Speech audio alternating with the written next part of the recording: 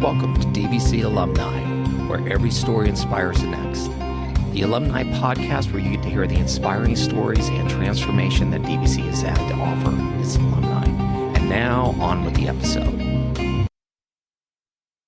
And we are live, and I'm very excited to have you on here. Why don't you go ahead and introduce yourself? Hi, everybody who's watching, and for those who are not but will. My name is Michael Cortez, and I am a proud alumni of Diablo Valley College, originally from Vallejo, California. And I'm just excited to tell my story to those who are watching, and hope that it could be of inspiration and influence to those who are looking to walk this collegiate path and just live their life's journey. Wow, that's quite an introduction. So let's talk a little bit first about, you grew up in Vallejo, right? And you ended up here at DVC. So why don't you talk a little bit about that? Yeah, so growing up in Vallejo, California, it was a very fun time for me. I was very active outside, always with my friends or with my family members, my brothers, and we just were always outside doing something. Whether it was riding bikes clear across town, sometimes even walking, because at the time we're kids and we just want to go outside rather than be cooped up.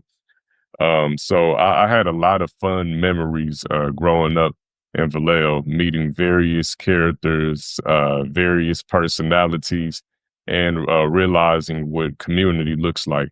Oftentimes, the community that I grew up in would gather around football, baseball, or some sport, which I also engaged in. And that is how we got to know a little bit more about each other, became friends, or sometimes people weren't friends, but they battled it out on the football field or in the baseball diamond. And it just really showed me what home looks like. And I'm just grateful that my mother had provided that space for my brothers and I to have a home. Cool. So great. So you went to high school in Vallejo, and how did you end up at DVC? Yeah, so after graduating high school, and I went to Jesse Bethel, for those who are Jaguars out there. So I graduated from Jesse Bethel High School, and then I took a gap year. But it wasn't really by choice. It was more so by circumstance. I was in between houses, living from one area to another and just trying to figure it out. But I remember when I was in Vallejo at the time, I was working at Mare Island Dry Docks. And that was a very interesting time for me. You had a bunch of guys who were doing welding. They were cleaning the ships, sandblasting the barnacles off. I would see big naval ships, as many know in the Bay that Mare Island is an antiquitous naval base, which was actually utilized during World War II within the War of the Pacific, and provided many jobs to Vallejo residents around the time. And I was there, and I was cleaning. I was on duty as maintenance and sometimes demolition. So as I'm working with a lot of these guys, and many older than me, and I'm 18 at the time, many of them are about 30s, 40s, some 50s. And I'm going around asking like, hey, what's your story? A lot of guys, they told me their stories, and many of them said that they considered college, or they dropped out, or they didn't want to go, or some just straight up said, nah, I knew exactly what I wanted to do. And I just wanted to get into welding, or I wanted to become a plumber, or I wanted to work on a ship and join the Navy. So I learned a lot of life experience through others' life experience at that dry dock. But me, I was set on going to college.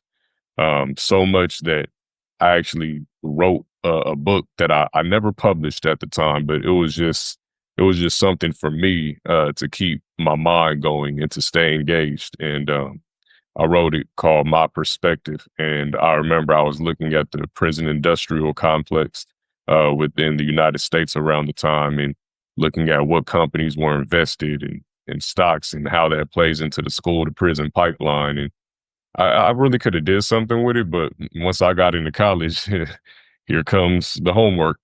so, yeah.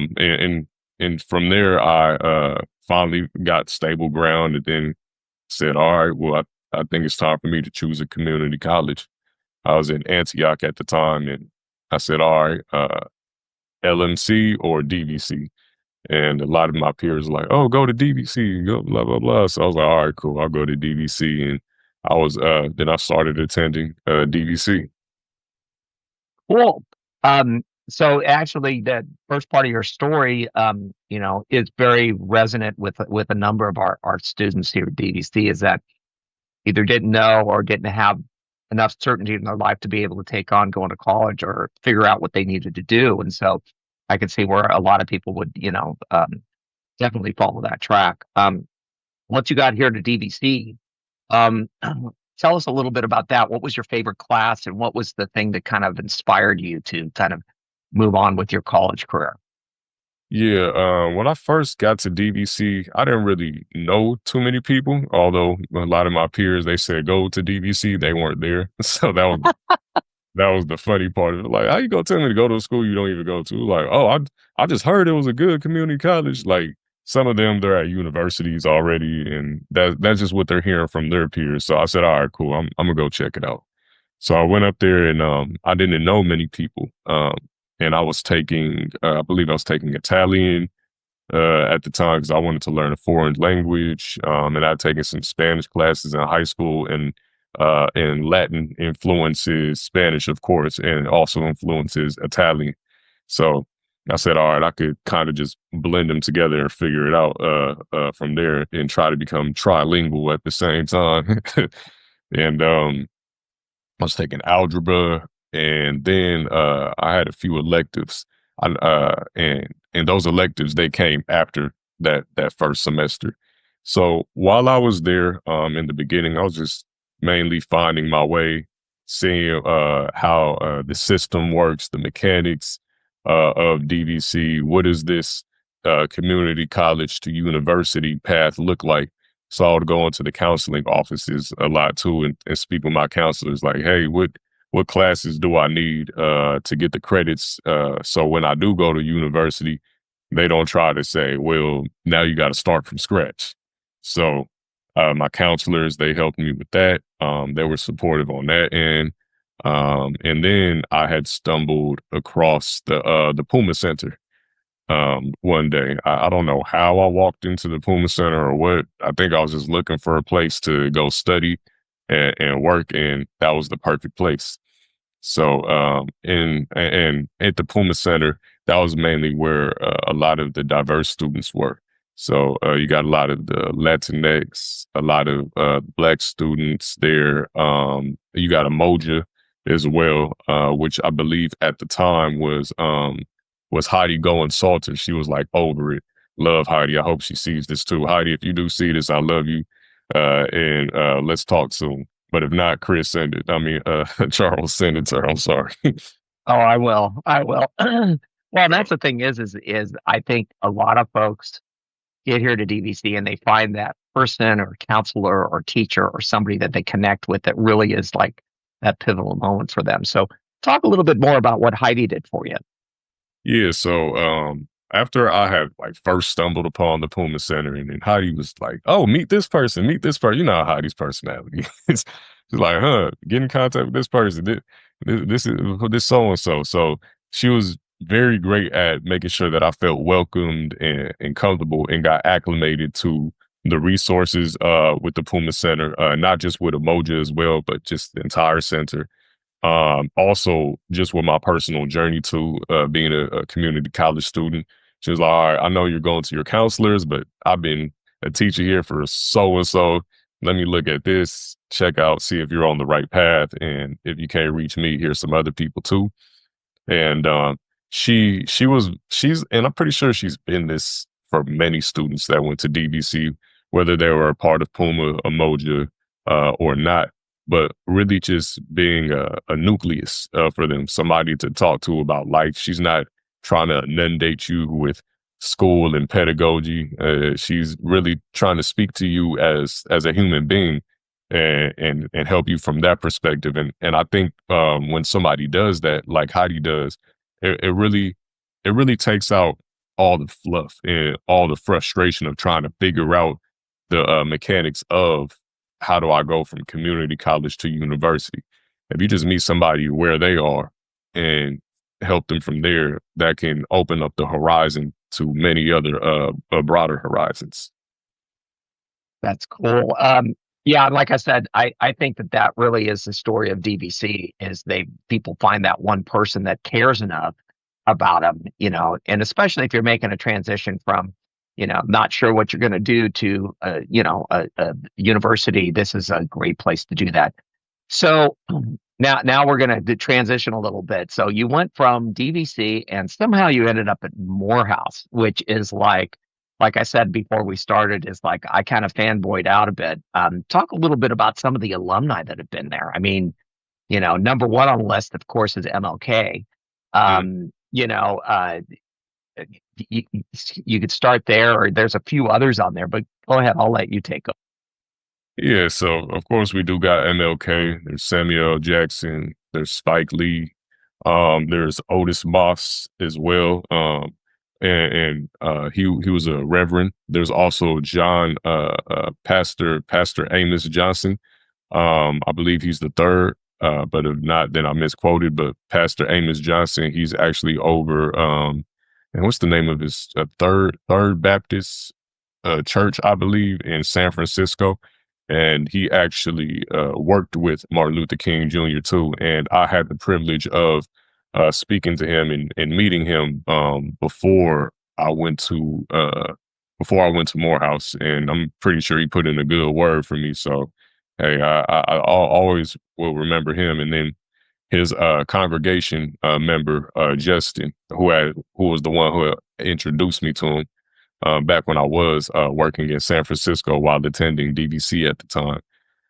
Other than that, you have what's the brother name? Oh, I actually helped his grandson finish a class so he could graduate too. Oh man, I forgot his name. It's missing me right now, but it'll come. But Morehouse is replete with notable men, just period. No matter what industry they're in, whether it's preachers and teachers, how Morehouse has really started off or really began in 1867. It was meant on putting out a lot of preachers and teachers because after slavery had ended, it was very important that people become educated. And that's what previously enslaved people became educated. And that's what Morehouse has served to do. So the best way to get them educated was through one, teachers, and then two, preachers, because preachers were like the first degree of proximity to the Black community, to the recently enslaved Black community. So if the preacher's telling his congregation to go get an education, and the importance of education. They didn't want us to read. There was literally laws that had prohibited enslaved people from reading and learning and acquiring roles. Of course, they're going to tell the congregation to go educate themselves, so that way they don't get bamboozled anymore. So those are just a few of the notable alumni. But I do want to shed some light on those DVC members and faculty and staff like Heidi, who had really helped get me over to Morehouse. And I would be remiss if I didn't mention one, Dr. Terrence Elliott, who I believe is now retired. And I took his music classes, but he was heavy on HBCU's Black Power music, of course, especially in knowing your history. And of course, there's a brother who I believe now is Dr. Eric Handy, who was a counselor that was very instrumental in helping me get there too, and making sure that all my courses were right. I was passing classes too, and he was even a chaperone on an instrumental trip that had took many students from California community colleges all the way to the what we know as the Bible Belt or the South, and taking them to HBCUs there. If it wasn't for these two brothers, those at Umoja in the Puma Center, and just that community of friends as well, and even Dr.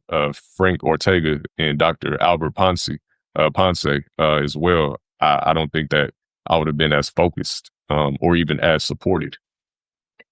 You named off a ton of people, and again, this is, I think, the DVC story is really guiding people to their path. And so, how did you end up going from DVC to Morehouse? I mean, I mean, I'm a California guy, and it's like the only reason I know about HBCUs is because of previous employment that I had, where we talked a lot with them. But it's not traditionally a thing that Californians generally know about, and I think it's remarkable. It's an amazing place to get an education for a young man. But how did you end up making that choice to go to Morehouse? So I had first got exposed to HBCUs when I was in high school. They were having an HBCU fair. Well, actually, let's take it back a little bit further. I was in middle school at Vallejo Middle School in 6th grade. And they had an HBCU fair. And that was the first time I got exposed to HBCUs. I didn't know that there was actually one in California too, Charles Drew Medical School. Yeah, yeah. And a lot of, and what's funny too is a lot of folks out here in the South, they don't know, they weren't aware that there's a HBCU in California. So they're always shocked when they hear that. So yeah, at the time I wanted to be a neurosurgeon. So in middle school, I was like, I'm gonna be a neurosurgeon, blah, okay. So Charles Drew was on the board for me. But then when I got to DVC, I chose psychology. So now, and that's what I got my degree in from Morehouse too. So HBCUs came to me at an early age, reinforced in high school. And then I took that HBCU tour with Dr. Handy and some other faculty as well to go to FAMU, Florida, which is Florida A Agriculture, and Florida Agriculture, what is it, mechanics or something like that, university. And then Morehouse, Clark, Spelman, which are all in the Atlanta University Consortium. And then we went to Dillard, and we also went to Xavier down in Louisiana. And we went to one in Alabama, I forgot the name, and another one in Florida. So that gave me a lot of exposure. But by that time, I had already applied to Morehouse and Clark. I was set. At first, I was going to choose UCLA. I said, all right, let me go to LA. But I said, nah, let me go south. I'm gonna go over to the south. And I chose that because I wanted to be in an environment where I felt like I would be genuinely supported outside of affirmative action, or somebody just wanted to support a Black man just because he's a Black man. It's like, no, I wanted somebody to support me just because that's what they want to do. There's no internal incentives. And I got that, and I found out that I got accepted to Morehouse when I was on that tour, which was pretty cool. Man, that must have been awesome. Yeah, I know that HBCUs tend to be a smaller campus than like a UCLA or a Berkeley, and it can be much more supportive of anybody that goes through that, much less, so it's certainly a good choice. I know my youngest daughter chose Chapman down in Southern California for that very reason. It's just, I mean, I think at that time they had maybe 6,000 students total. So it was, she had smaller classes and felt very supported through the process. So now you go to Morehouse, you get the support there. What was that experience like at Morehouse? Man, Morehouse was very reminiscent of DVC, but just Black. Seriously. Seriously, that's how it was. Because to your point, there was only 2,500 students at the time. And this was before they started to do online classes. So 2,500 traditional students, ages ranging from 18 to oldest sometimes 25. in classes of maybe 20 and 30 at most. So your teacher was right there. Your teacher knew you by name. Your teacher knew when you weren't there. Your teacher knew when you were there. If your teacher saw you walking on campus outside while they're teaching class and you come in class the next day, they're going to tell you about it. And then they're going to give you a talk and say, "You're going to waste your money like that? You're going to waste your future like that." The teachers, they were very, very supportive. And they were really educators, much like the educators that I had encountered at DVC and that had embraced me. And I make the distinction because the teacher just makes sure you not make sure you pass the class, but make sure that you comprehend the content and the pedagogy. But an educator is more involved in your life. Like, hey, they know about you applying for a scholarship or what your goals and dreams may be, and they try their best to support you on that journey. And I really was embraced like that within the psych department at Morehouse. Man, I remember it was Dr. Shanae Young. She's the only reason why I passed statistics, because I had failed statistics for a whole calendar year, and that sucked. But I went and spoke to her, and I wasn't even her student in any of her classes, but she still took time out of her day to tutor me. And just that 1 hour a week literally got me from a D to an A.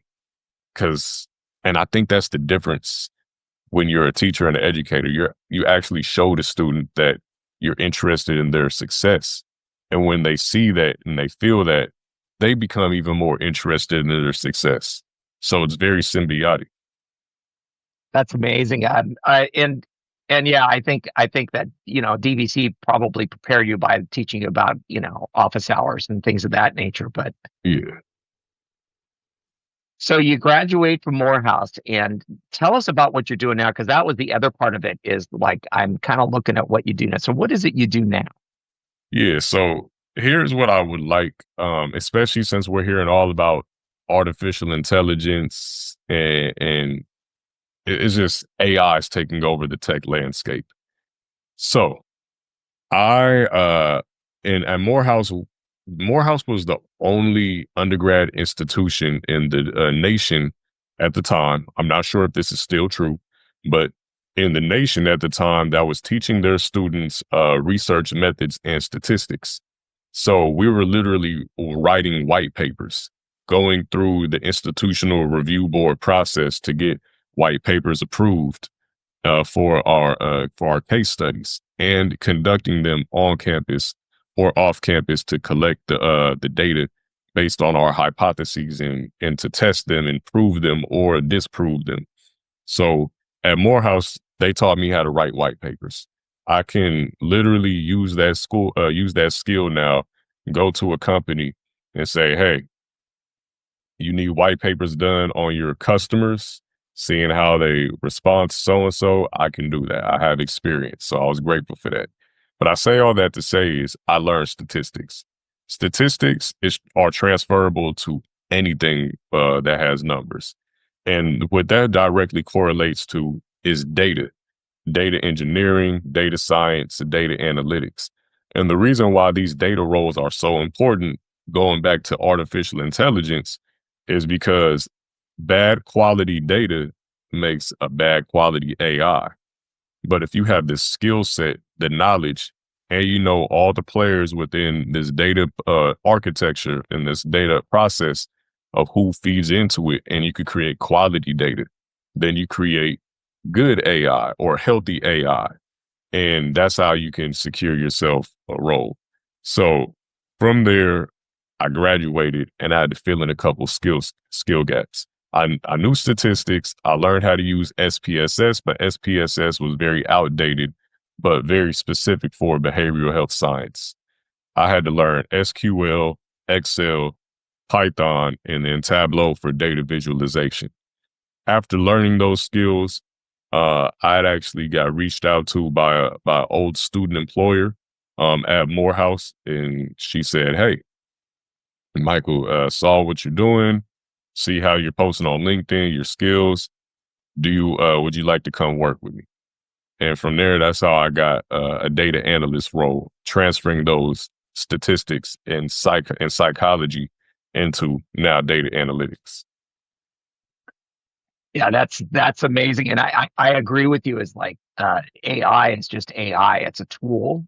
But if you it's if you dump bad stuff into it, it's going to give you a garbage output. And I think at the end of the day, that's how AI, a lot of folks think AI is going to murder us all, and that's probably the only way it's going to do it. And I've talked to a number of AI experts, and they're like, nah, most of them are like, nah, it's not going to murder us. We're probably more capable of doing that to ourselves. So And history has shown. exactly. So talk a little bit about your current role. What is it you're doing, and a little bit, because I've come my previous job involved a lot of data, and it was very fascinating, and I love data. I've a bit of I'm not as good at it as you, but I'm a bit of a data geek. Is like I kind of love just, especially when watching people interpret data correctly. That's the other thing. Right. So, because that's an education process, because sometimes people will come across with a data point and they draw this massive conclusion from it. It's like, no, that's just one piece of data. You went outside and said it's sunny today. You can't draw a conclusion other than it's not cloudy. hmm Yeah. So in my current role with the Morehouse Innovation and Entrepreneurship Center, I look at, and well, not look at, but I do a lot of data analysis for our entrepreneurial programs, whether they're focused on students or small businesses here in the community. So we have cohorts, and these cohorts are designed to help business owners within specific industries, whether it's retail, construction, aviation, and so on, and getting them access to procurement opportunities with prime contractors that can give them the opportunities they need to scale their business, giving them the nomenclature as well as the network. So that way they can connect with program managers or directors and provide their capability statements to these corporations and say, hey, you put up a RFP, which is a request for proposal, or RFI, request for information on, let's say something like drywall or plumbing or welding or scaffolding. Here's my capability statement. Here's my past performance. Here's my website. Here's my NAICS codes as well. And here's what I can do for your business. So then what the program manager or the director will do is review this business owner's capability statement and say, okay, based on so-and-so, this seems like a good match. And a capability statement is just a resume for a business. That's all it is, just to provide a direct correlation for those who are wondering. And I think every business owner should have a capability statement, whether you're registered with your state or the federal government to become a contractor. So then they show the prime, hey, here's my capability statement. They sit down, they have a conversation, and then the prime contractor goes from there and says, okay, they have these certifications, whether it's women owned, minority owned, small business owned, hub zone. That helps us with the set aside in the contract.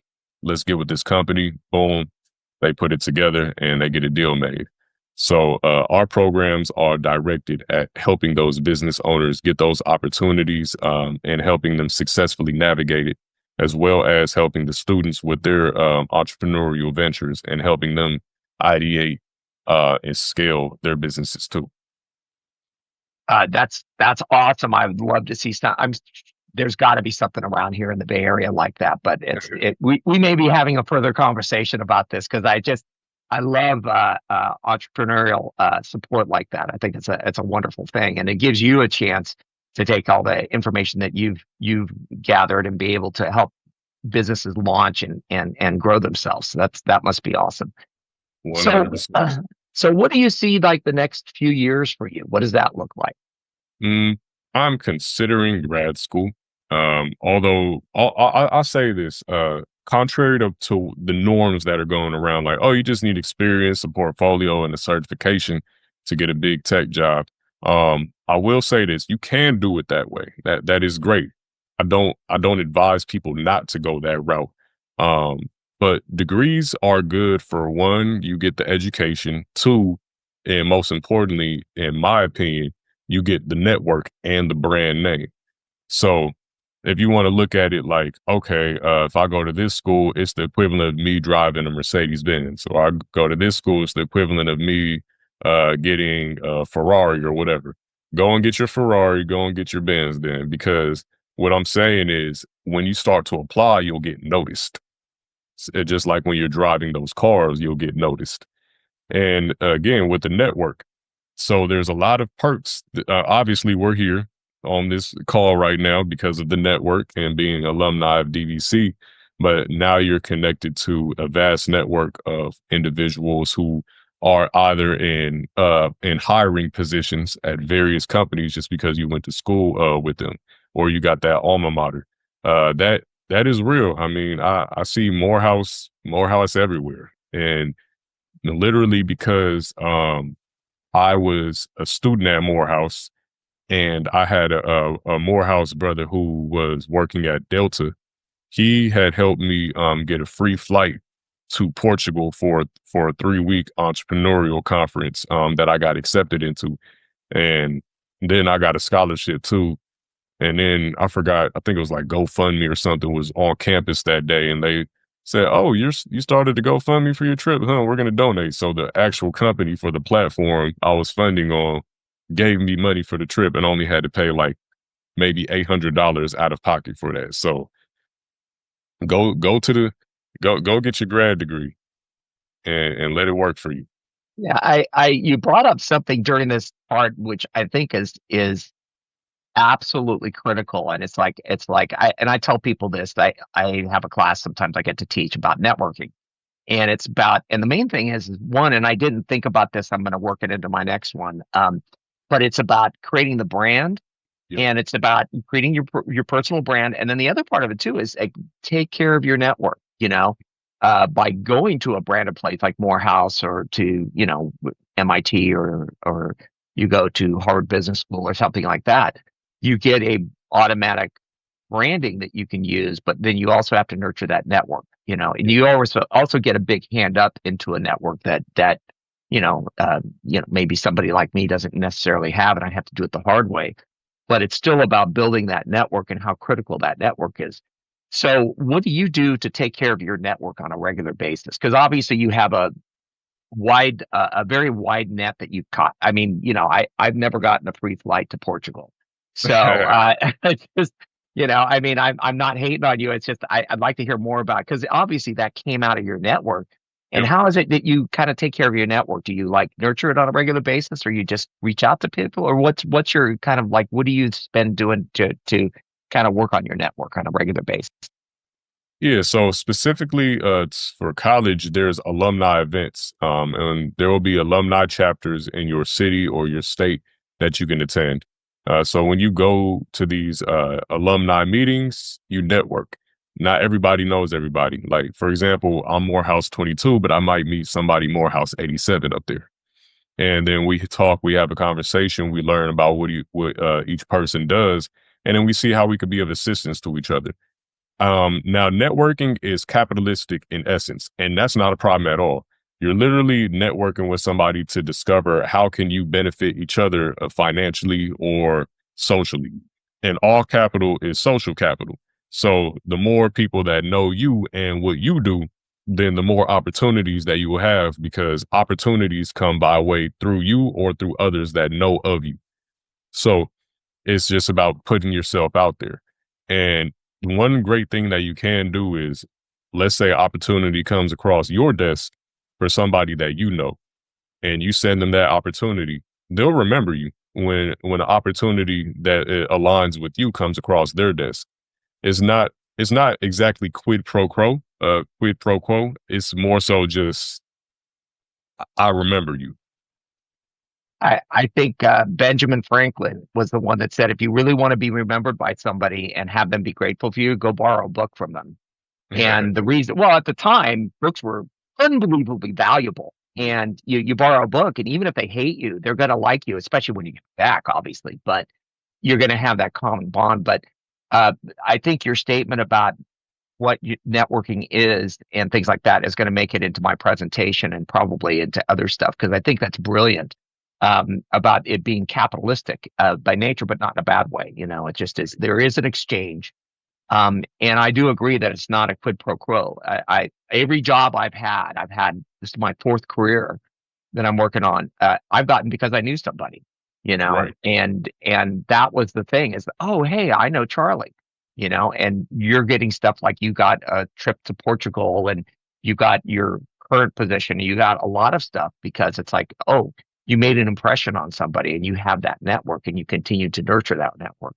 Mm. We are just starting up our DVC Alumni Association. So we started last April and we've grown it quite a bit, which is why one of the reasons I reached out to you. And if you're ever back here in the Bay Area, let's get you connected up for a alumni meetup of some sort. And I will be reaching out to Dr. Handy to let him know that you spoke so highly of him. That's for sure. Yep. Tell everybody.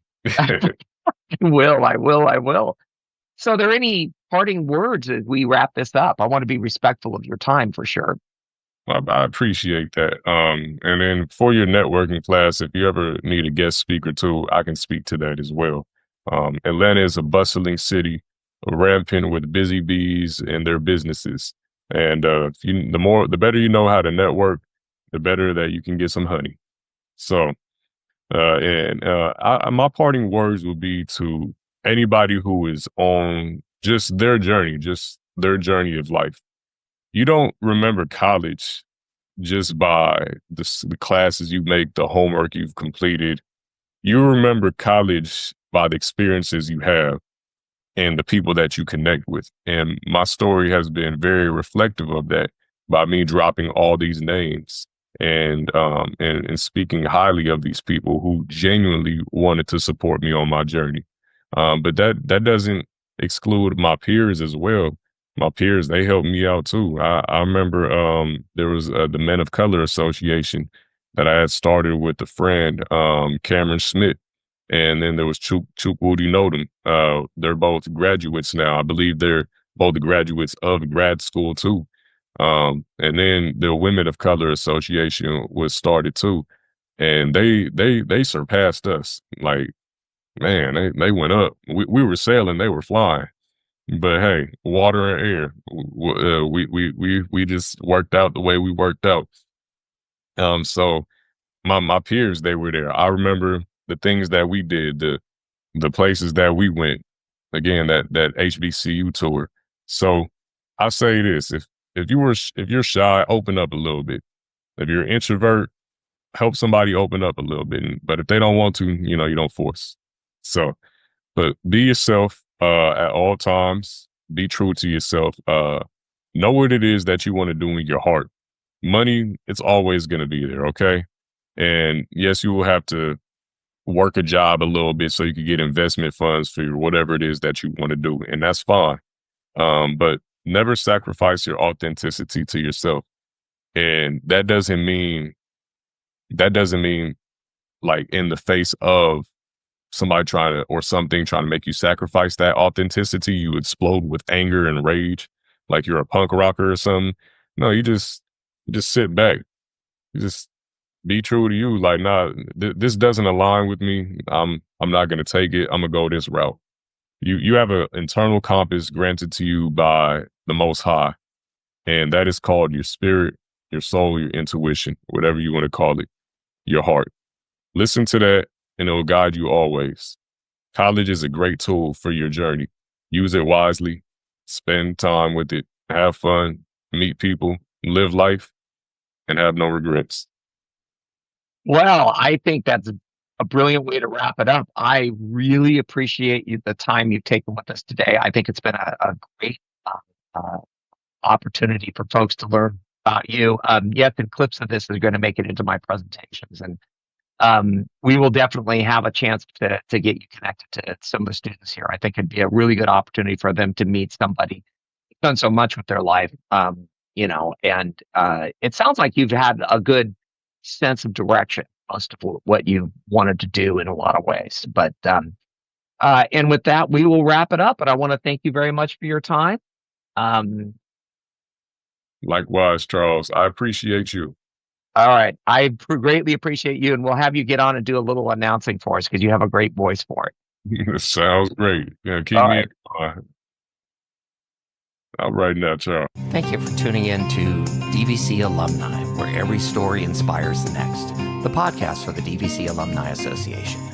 You can contact us at alumni@dvc.edu with any comments, and be sure to leave a like and subscribe to our podcast.